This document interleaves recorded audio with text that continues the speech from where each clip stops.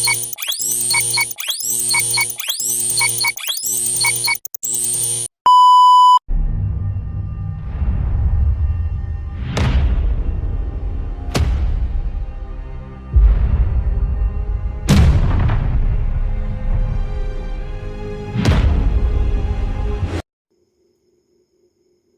day and a blessed morning to each and every one of us. I am Mr. Miguel Livon John Manolo Miguel of BSE 3A Filipino Major.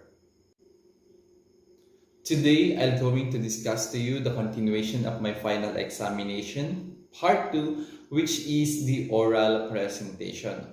Here, I need to answer the question, as a future teacher, how can I perform the roles and the responsibilities in building and enhancing literacies? Now, building and enhancing literacies or performing the roles of it is not a easy job, and it will never be, right?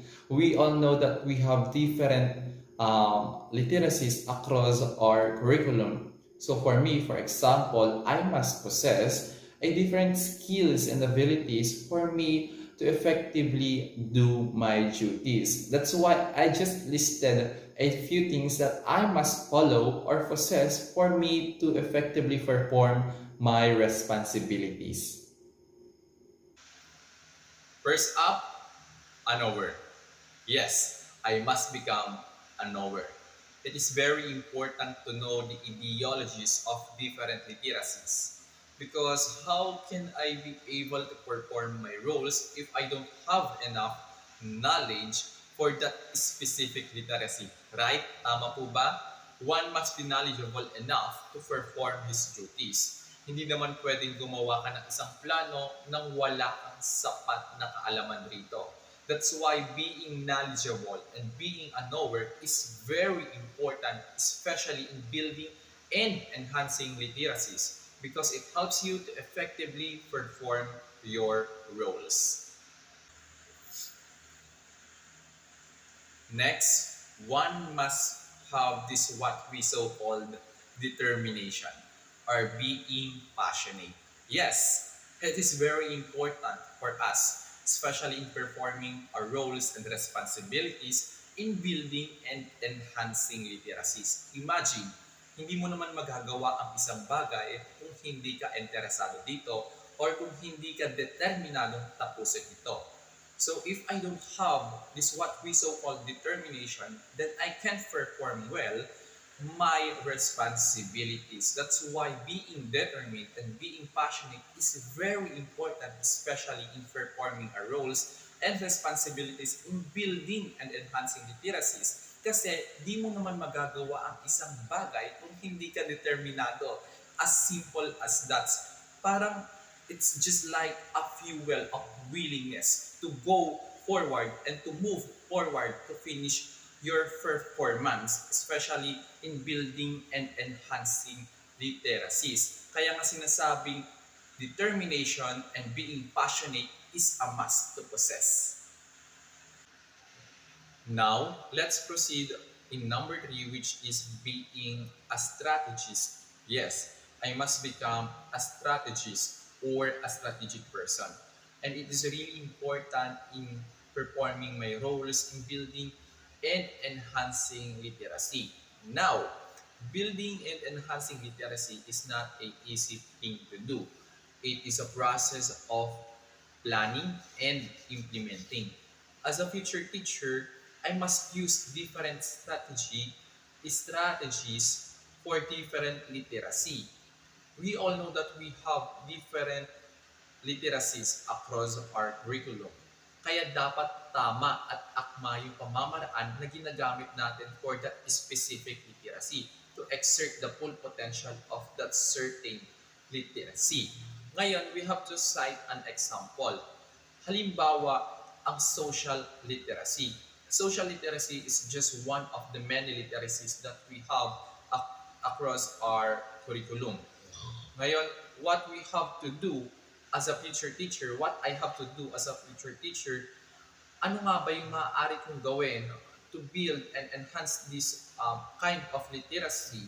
For example, Of course, I have to design a certain um, activity, for example, for my student that is um, centralizing about communications and about building relationship with their classmate and to the other people who surround them. And that is one of the major strengths of this social literacy, which is to create a harmonious relationship towards with one another. Ngayon po, that is one of the strategies that I can perform as a future teacher to, excuse me, to do my roles and responsibilities to enhance and to build this certain literacy, this social literacy among my student. Ngayon palagi kong sinasabi, there is no such thing as easy as it is. Especially in performing the roles and responsibilities in building and enhancing literacies. One must take an effort, especially for us, sa aming mga future teacher, we must exert an effort. Yung mga estudyante namin, may iba't ibang problema yan. May iba't ibang suliranin yan. Kaya ang kailangan namin, mga teacher, we need to be mapagmata, lalo na sa mga estudyante namin. For example, my student A has a problem in social literacy. Now, my student B has a problem in information literacy. Now, these two students need a specific strategic plan for them to improve their knowledge and skills and being more literate in that specific field. Kaya yan yung sinasabi ko kanina, a right strategic plan for a certain specific literacy. Ngayon, ano kailangan namin gawin mga teacher?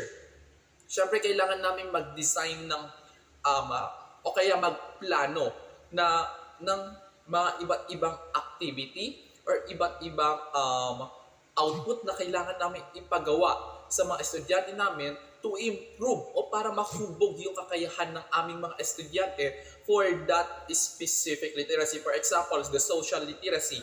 Mahina yung estudyante ko doon. What I need to do, syempre, I must make a way for him or her to improve his communication skill. For example, he is introvert. Ngayon, kailangan nating i-improve yun by engaging her or him to make a relationship, to build a relationship with his co-classmate. Doon pumapasok yung responsibilities ko and roles ko as building and enhancing the literacies of my student. Dito, ang pauhubugin natin, huhulmahin natin yung mga estudyante natin. Of course, in the way of that, we are doing and we are performing our roles and responsibilities.